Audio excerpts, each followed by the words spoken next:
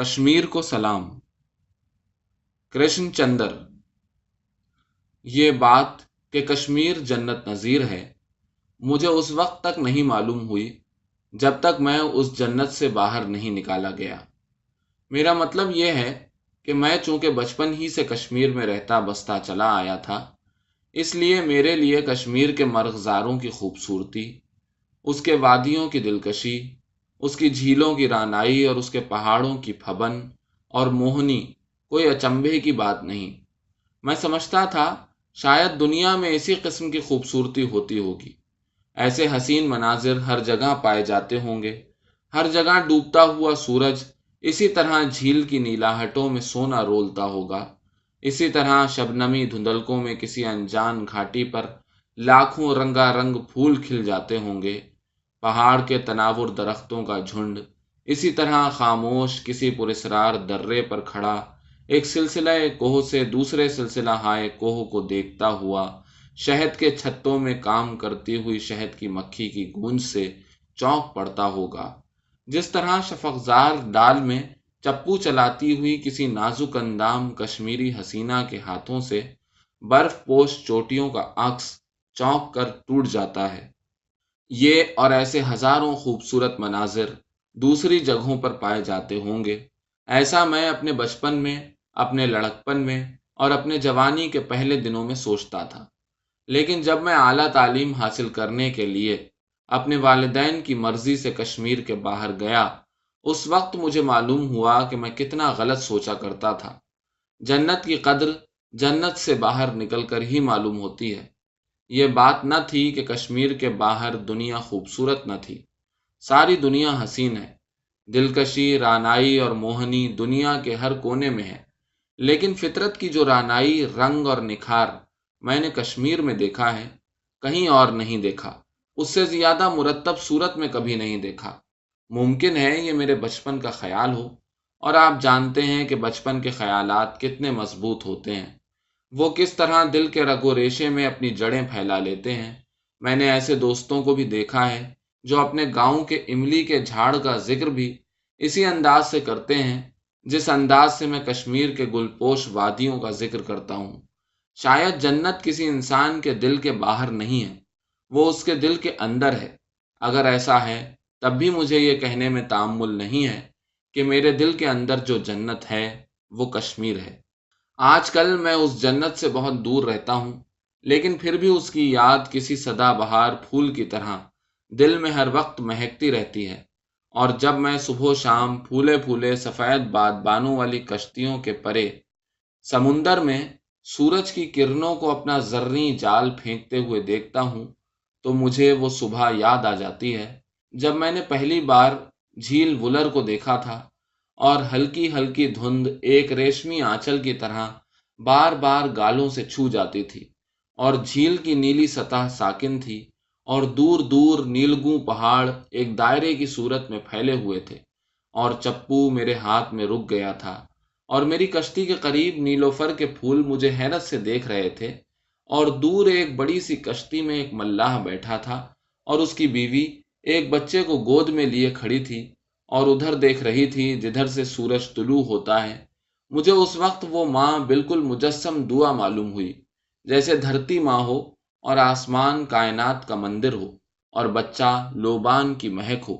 اور پھر نیلگوں چوٹیوں سے سورج ابھر آیا اور یکایک بچہ کھلکھلا کر ہنس پڑا، اور ساری دنیا جاگ گئی، اور مجھے ایسا معلوم ہوا جیسے ملاح کا چپو اور نیلوفر کے کانپتے ہوئے پھول اور جھیل کی طرح خاموش سطح اور پہاڑوں کی نیلگوں چوٹیاں سانس روکے اس ہنسی کی منتظر تھیں۔ سورج نکلا، بچہ ہنسا، اور دنیا جاگ گئی اور رنگوں سے معمور ہو گئی۔ یاد کی سرمئی وادیوں میں کشمیر کے کئی نگینے چمک اٹھتے ہیں۔ بہرام گلے سے ایک وادی تھی جہاں میں راستہ بھول کر آ نکلا تھا۔ مکئی کا ایک ڈھلوان کھیت تھا جس میں فصل اچھی طرح پھولی پھلی نہیں تھی، مکئی کے پودے چھدرے چھدرے تھے اور آڑے ترچھے اگے ہوئے تھے۔ کھیت کے بیچ میں ایک مچان تھا جو بھوری گھاس سے چھتا ہوا تھا، لیکن مچان پر کوئی نہ تھا۔ دوپہر کا وقت تھا اور مجھے بہت زور کی بھوک لگ رہی تھی۔ میں آگے بڑھتا گیا۔ آگے گھاس کا ایک لمبا سا قطعہ تھا جس میں ڈیفوڈل کے پیلے پیلے پھول کھلے ہوئے تھے۔ اس سے آگے اونچائی پر آلوچے کا ایک پیڑ تھا جو سفید سفید پھولوں سے بھرا ہوا تھا۔ اس کے قریب ایک چھت تھی جس پر اس کے گھر کے لوگ کھانا کھا رہے تھے۔ ایک بڈھا موچی تھا جس کی سفید داڑھی تھی اور تانبے ایسی رنگت تھی۔ ایک اس کا جوان بیٹا تھا جس کی نیلی آنکھوں میں ایک خوش آئند تبسم تھا۔ ایک اس جوان بیٹے کی خوبصورت بیوی تھی جس کی گود میں ایک پیارا سا بچہ تھا۔ دو بہنیں تھیں۔ ایک ان کا چھوٹا بھائی تھا جس نے صرف ایک میلی چیکٹ سی قمیص پہن رکھی تھی اور جو مجھے کھاتے کھاتے دیکھ کر ٹھٹک گیا تھا اور پھر ہنسنے لگا تھا، اور چاول اور کرم کا ساگ اس کی انگلیوں سے لگا ہوا تھا، اور اس کی آنکھوں میں وہ حیرت تھی جو اجنبی کو دیکھ کر ہوتی ہے، اور لبوں پر وہ تبسم تھا جو ڈر سے نہیں بے فکری سے پیدا ہوتا ہے۔ مجھے دیکھ کر بڈھا موچی مسکرا دیا۔ اس نے مجھ سے یہ بھی نہیں پوچھا کہ تم کون ہو، کہاں سے آئے ہو، کدھر جا رہے ہو، تمہارا نام کیا ہے، تمہارا مذہب کیا ہے، اور اس نے مجھ کو کھانا کھانے کو کہا، اور میں وہیں اس سرخ بجری کی چھت پر بیٹھ کر ان لوگوں کے ساتھ کھانا کھانے لگا۔ اور ایک بہن نے میرے سامنے مٹی کے پیالے میں چاول اور ساگ رکھ دیا، اور سفید مکھن کا ایک گولا اور سرخ پسی ہوئی مرچیں اور نمک میں کھانے لگا، اور ہم لوگ اس طرح باتیں کرنے لگے جیسے وہ لوگ برسوں سے مجھے جانتے ہیں، جیسے میں ان کے ہی گھر کا ایک فرد ہوں۔ اور کھانا کھا کر بڈھا موچی ایک چھوٹے سے رندے سے چمڑا کمانے لگا، اور جوان بیٹا کھلی ہوئی دھوپ کو تیز سمجھ کر آلوچے کے پیڑ کے نیچے بیٹھ کر ایک پرانے جوتے میں تلا لگانے لگا اور مجھ سے باتیں کرنے لگا۔ اس کی بیوی بھی ہمارے پاس آن بیٹھی اور چادر کی اوٹ میں اپنے بچے کو چھپا کر دودھ پلانے لگی، اور جوان موچی مجھ سے کہنے لگا، اب کی مکئی کی فصل اچھی نہیں ہوئی ہے، اسے اولے مار گئے ہیں اور گھاس بھی جگہ جگہ سے بیٹھ گئی ہے۔ اتنے میں وہ دونوں شریر بہنیں آلوچے کے پیڑ پر چڑھ گئیں اور شاخیں ہلا ہلا کر انہوں نے اتنے پھول ہم پر برسا دیے کہ ہم سفید سفید پھولوں سے لد گئے،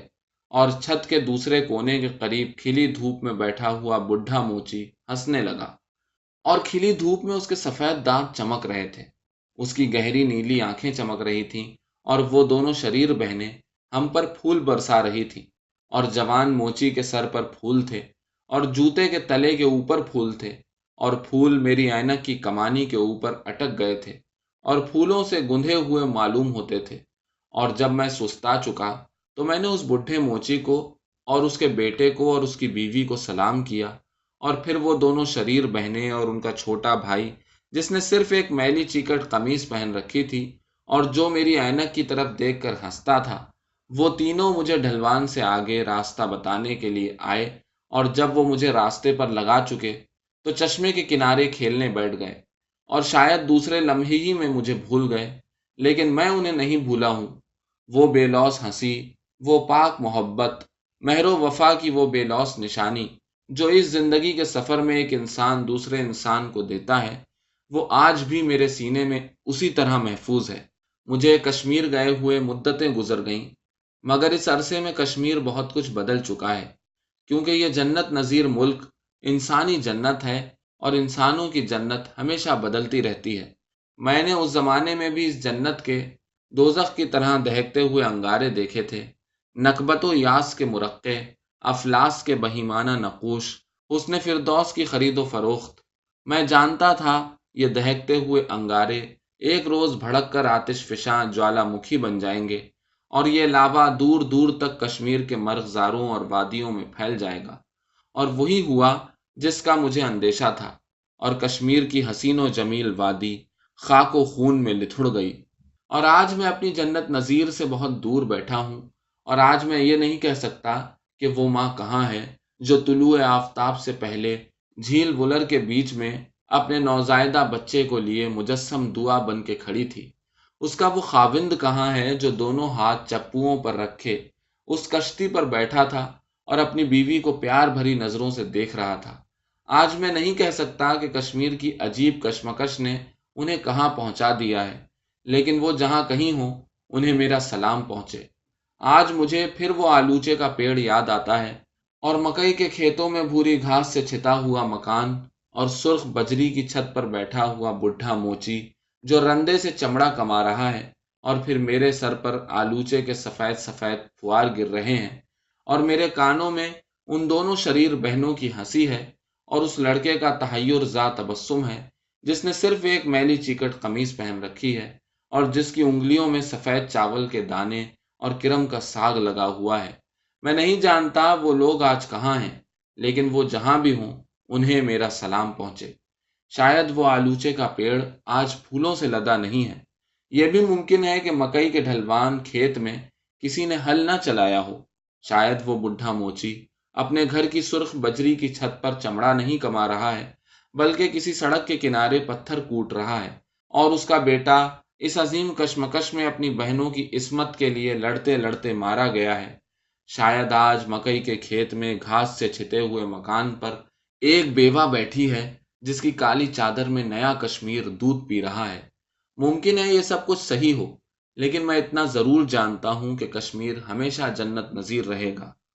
اس خاک و خون میں لتھڑی ہوئی وادی کو اس کے بچے پھر سے بسائیں گے، آلوچے کے پیڑ میں پھر سے پھول کھلیں گے، مکئی کے کھیتوں میں سنہری دانے والے بھٹے پھر سے نظر آئیں گے،